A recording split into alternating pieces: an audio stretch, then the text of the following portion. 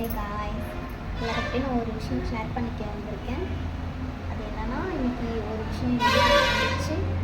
அது வந்துட்டு கஞ்சி தண்ணி வடிக்கும்போது நான் வந்து அந்த பாத்திரத்தை கீழே போட்டுட்டேன். ரொம்ப வலி தாங்க முடியல, ரொம்ப கஷ்டமாக இருந்துச்சு. காலெல்லாம் வெந்துருச்சு.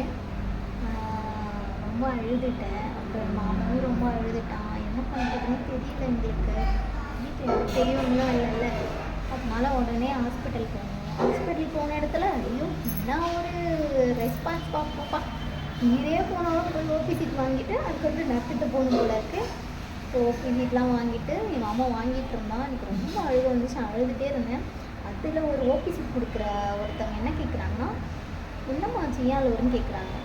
காலில் இந்த மாதிரி கஞ்சி தண்ணி ஊற்றிக்கிச்சின்னு சொன்னேன். கஞ்சி தண்ணி தானமா ஊற்றிக்கிச்சு அப்படின்னு சாதாரணமாக சொல்கிறாங்க. ஏமாலும் எனக்கு தானே தெரியும்.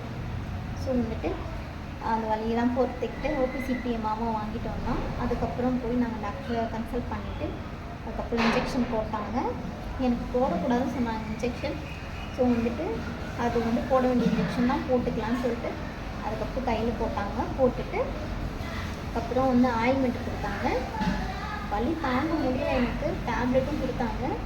எல்லாமே வாங்கிட்டு வந்துட்டு டேப்லெட் போட்டாச்சு, ஆயில்மெண்ட்டும் தடவையாச்சு. ரொம்ப வலி தாங்க முடியல என்னால். அவ்வளோ சின்ன வயசுலேருந்து எங்கள் அம்மா என்னை வேலை வச்சாங்களா இல்லைன்னு எனக்கு தெரியல. பட் வந்து எனக்கு சுடு தண்ணி கூட காலில் கையில் கொட்டாது கிடையாது. அந்த அளவுக்கு எங்கள் அம்மா என்னை பார்த்துக்கிட்டாங்க.